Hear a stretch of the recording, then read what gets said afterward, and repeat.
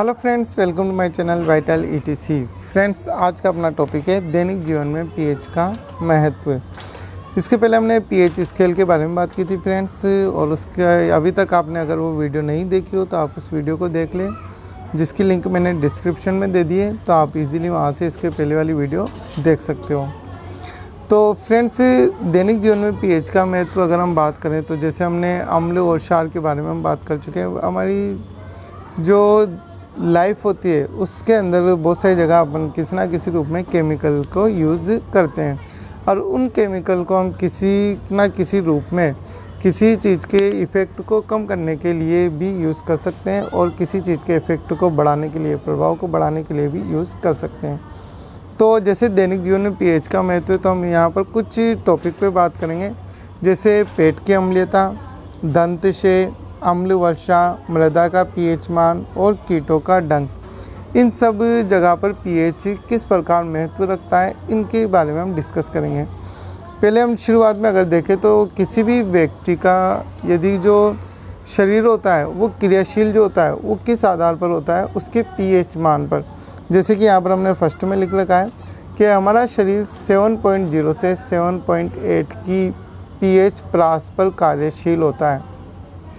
कि किसी व्यक्ति का प्रॉपर रूप से यदि उसका शरीर कार्यशील हो तो उसके लिए पीएच मान कितना चाहिए, उसके शरीर का लगभग 7.0 से 7.8 उसके शरीर का पीएच मान होना चाहिए, तो उसका शरीर जो है प्रॉपर रूप से कार्यशील रहेगा।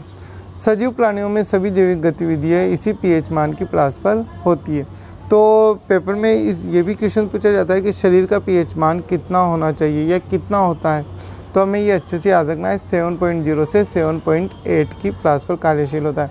और जितने भी सजीव प्राणी हैं उन सभी में जो जैविक गतिविधियाँ होती है वो इसी पीएच मान पर प्रास पर क्रियाशील होती है। मतलब वहाँ पर पीएच मान कितना होना चाहिए, 7.0 से 7.8। अब फ्रेंड्स, हम एक एक के बारे में बात करते हैं कि जैसे पीएच मान का जो महत्व है वो कहाँ कहाँ पर डिपेंड करता है। तो इसमें सबसे पहले हम बात करते हैं पेट की अम्लीयता। जैसा फर्स्ट टॉपिक है अपना पेट की अम्लीयता। फ्रेंड्स, इसमें मैं एक चीज़ और आपके से साथ में कहूँगा कि वीडियो जब आप नोट्स से लिखना चाहें तो आप वीडियो को साथ में पॉज करके वीडियो को रोक कर आप अपने नोट्स से भी इजीली लिख सकते हो। तो अपना फर्स्ट टॉपिक है इसमें आमाशय में अम्लीयता। तो फ्रेंड्स, इस आमाशय में अम्लीयता क्या होता है इसके बारे में हम थोड़ा सा समझ लेते हैं। जैसे अपना जो आमाशय होता है,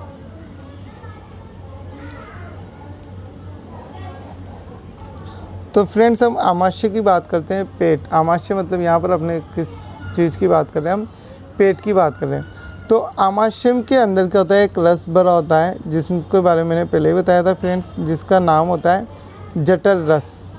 ठीक है, आमाशय के अंदर क्या होता है, एक रस होता है जिसको हम क्या बोलते हैं, जठर रस। इंग्लिश में इसको गैस्ट्रिक जूस के नाम से जानते हैं। तो फ्रेंड, जो ये जठर रस होता है, तो मैंने इसका आपको पीएच मान बताया था। तो इसका पीएच मान कितना होता है, इसका पीएच मान होता है 1.2। ठीक है फ्रेंड्स, तो जो जठर रस होता है, इस जठर रस में क्या होता है फ्रेंड्स, अलग अलग पदार्थ पाए जाते हैं। जैसे इसके अंदर एंजाइम, इसके अलावा इसमें एक क्या पाया जाता है, जैसे श्लेष्मा, और एक पाया जाता है इसमें HCl अम्ल। ठीक है फ्रेंड्स, तो इन तीनों चीज़ों से मिलकर क्या बनता है, जठर रस बनता है। तो फ्रेंड, जो आमाशय के अंदर जो HCl अम्ल होता है, इस HCl अम्ल की क्या होती है, कभी कभी इसकी मात्रा बढ़ जाती है। कि जैसे हम किसी भी एसिडिक पदार्थ लेने के कारण क्या होता है कि इसके शरीर में मात्रा बढ़ जाती है, और HCl अम्ल की मात्रा बढ़ने पर क्या होता है, ये HCl अम्ल क्या करता है, इस आमाशय की जो दीवार होती है इससे क्रिया कर लेता है। वैसे तो इसको श्लेष्मा कवरिंग करती है, मगर HCl अम्ल की ज़्यादा मात्रा बढ़ने के कारण क्या होता है, ये HCl अम्ल क्या करता है, इसकी दीवारों से क्रिया कर लेता है, अपने जो आमाशय होता है आमाशय की दीवारों से क्रिया कर लेता है, जिसके कारण यहाँ पर क्या होते हैं, छाले हो जाते हैं, जिसके कारण हमें क्या होता है, दर्द व जलन का अनुभव होने लगता है। ठीक है फ्रेंड्स, अब हमें ये पता है कि भाई ये किसके कारण हो रहा है, दर्द जलन या एसिडिटी जो होती है वो किसके कारण होता है, कि HCl अम्ल की मात्रा बढ़ने के कारण। ठीक है फ्रेंड्स, हमें ये पता है कि अम्ल बढ़ने के कारण ही हो रहा है, तो हम इसको नष्ट करने के लिए किसका उपयोग करेंगे, क्षार का उपयोग। तो यहाँ पर भी पीएच का एक प्रकार से एक महत्व है कि हमें अगर पता नहीं होता कि अम्ल बढ़ने के कारण जलन हो रही है तो हम क्षार का उपयोग क्यों करते हैं। और क्षार किसे कहते हैं, जो अम्ल के गुणों को नष्ट कर देता है।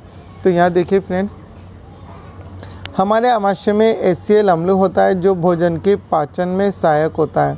कभी कभी अपच होने के कारण अम्ल की मात्रा बढ़ जाती है जिससे दर्द व जलन का अनुभव होता है, और इससे बचने के लिए एंटासिड जैसे क्षारकों का उपयोग किया जाता है। एंटासिड जैसे क्षारकों का जैसे हम इनो के रूप में भी यूज़ करते हैं जो एसिडिटी वगैरह होने पर, ठीक है फ्रेंड। बेकिंग पाउडर जिसको हम बोल सकते हैं, ठीक। और मोस्टली यदि हमसे क्वेश्चन पूछा जाए कि आमाशय में पेट की अम्लीयता बढ़ने पर या आमाशय में अम्लीयता बढ़ने पर या किसका उपयोग किया जाता है, आमाशय की अम्लीयता को दूर करने में किसका उपयोग किया जाता है, तो वहाँ पे अपना आंसर रहता है मिल्क ऑफ मैग्नीशियम। इस चीज़ का अच्छे से ध्यान रखना फ्रेंड्स।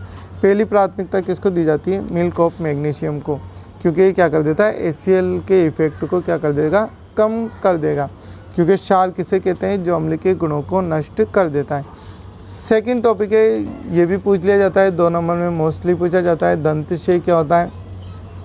एक चीज़ ध्यान रखना फ्रेंड्स, जब आपकी क्वेश्चन बनता है कि दैनिक जीवन में pH किसे कहते हैं और pH का महत्व समझाइए, तो आपको pH की सिर्फ परिभाषा लिखनी है कि pH क्या होता है, कि हाइड्रोजन आयन के सांद्रता के ऋणात्मक लघु गुणक को pH कहते हैं। उसके बाद आपको pH का महत्व बताना है। तो महत्व में आपको ये 5 पॉइंट समझाना है कि आमाशय में अम्लीयता, अम्ल दंतक्षय, अम्ल वर्षा, मृदा pH और कीटों का डंक। ये 5 पॉइंट आपको अच्छे से समझाना है जब आपसे pH का महत्व पूछा जाए। अब दंतक्षय क्या होता है, तो दंतक्षय क्या होता है, जब मुंह का pH मान बढ़ जाता है, ठीक है फ्रेंड्स। जब क्योंकि कभी कभी क्या होता है, हम जो बहुत सी खट्टी चीज़ें रात्रि में भोजन करने के बाद ब्रश वगैरह नहीं करते हैं, तो क्या होती है, वो हमारे मुंह का pH मान क्या हो जाता है, बहुत कम होने लगता है, ठीक। तो जब मुंह का pH मान 5.5 से कम हो जाता है, इस चीज़ को ये पॉइंट ध्यान रखना कि जब मुंह का pH मान 5.5 से कम हो जाता है तो धातु की ऊपरी परत इनेमल, हमारे शरीर का सबसे कठोर भाग जो होता है वो कौन सा होता है, इनेमल ही होता है। ये भी अलग से पूछा जाता है, तो इसको याद रखना। क्षय होने लगता है जिससे दंत क्षय कहते हैं। इनेमल शरीर का सबसे कठोर भाग होता है और ये किसका बना होता है, कैल्शियम फास्फेट का बना होता है। अब नेक्स्ट बात आती है, दंत क्षय रोकने के लिए हम किसका उपयोग करते हैं, क्षारीय दंत मंजन। तो यहाँ पर आप जो भी कोई सा भी ऑप्शंस लिख सकते हो कि कोलगेट, पेप्सोडेंट, जो भी हम यूज़ करते हैं वो एग्जांपल में आप यहाँ पे यूज़ कर सकते हो। तो मेन तो क्या है, क्षारीय दंत मंजनों का उपयोग किया जाता है। अब नेक्स्ट है अम्ल वर्षा। तो फ्रेंड, जो अम्ल वर्षा होती है, पहली प्राथमिकता तो क्या अम्ल वर्षा होती किसके कारण है, कि जो भी फैक्ट्रियों से जो केमिकल वगैरह निकलते हैं, जो धुआं वगैरह निकलते हैं, ये सब क्या होते हैं, वायुमंडल में जाकर जम जाते हैं। और जब वर्षा होती है तो ये वर्षा के साथ मिलकर नीचे आने लगते हैं। तो उस वक्त क्या होता है, pH मान क्या हो जाता है, वर्षा का कम हो जाता है। तो उसे हम क्या कहेंगे, अम्ल वर्षा। और यहाँ पर एक एग्जैक्ट परिभाषा में हम क्या कहेंगे, जब वर्षा का pH मान 5.6 से कम हो जाता है तो उसे हम क्या कहते हैं, अम्ल वर्षा कहते हैं। अम्ल वर्षा से फसल, जीव, पारिस्थितिकी तंत्र प्रभावित होता है और जो बड़ी बड़ी बिल्डिंग्स वगैरह, बिल्डिंग्स वगैरह होती है, इमारतें होती है, उनको भी नुकसान पहुंचता है। और जलीय जीव, मोस्टली जलीय जीव को बहुत ज़्यादा नुकसान पहुंचता है। अब अम्ल वर्षा कैसे रोक सकते हैं, प्रदूषकों पर नियंत्रण करके अम्ल वर्षा रोक सकते हैं, ठीक है। तो ये था अपने अम्ल वर्षा। नेक्स्ट बात करते हैं हम मृदा का pH मान। तो अब मृदा में pH का क्या महत्व है, तो इसके लिए फ्रेंड्स के मृदा का pH मान ज्ञात करके हम क्या कर सकते हैं, मिट्टी में बोई जाने वाली फसलों का चयन किया जा सकता है। यदि हमें उस जगह का जहाँ पर हमें फसल बोनी है, अगर वहाँ का pH मान पता है तो उसके अकॉर्डिंग हम फसल का चयन कर सकते हैं। तो यहाँ पर मृदा का pH मान। नेक्स्ट है कीटों का डंक। तो कीटों के डंक में मधुमक्खी, चींटी जैसे कीटों के डंक क्या करते हैं, अम्ल छोड़ते हैं। मधुमक्खी हुई, लाल चींटी हुई या मकड़ी हुई, ये सभी क्या होते हैं, जब ये किसी को काटते हैं तो ये उसके शरीर में क्या कर देते हैं, अम्ल छोड़ देते हैं। और उस अम्ल छोड़ने के कारण क्या होता है, शरीर में एक दर्द व जलन का अनुभव होने लगता है, ठीक है फ्रेंड्स, दर्द व जलन का अनुभव।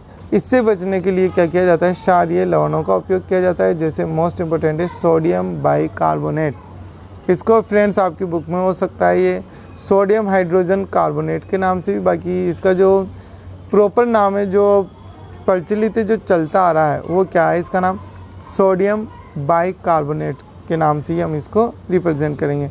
तो ये था आपके पीएच का महत्व। अब कुछ पदार्थ जिनके पीएच मैंने कल भी बताए थे, तो आप इनको भी नोट कर लेना। जैसे HCl का पीएच मान 0, तो 7 से कम है तो प्रकृति अम्लीय होगी और 7 से ज़्यादा है तो क्षारीय होगी। तो ये इसके पीएच मान है जिनको भी आप नोट कर सकते हो।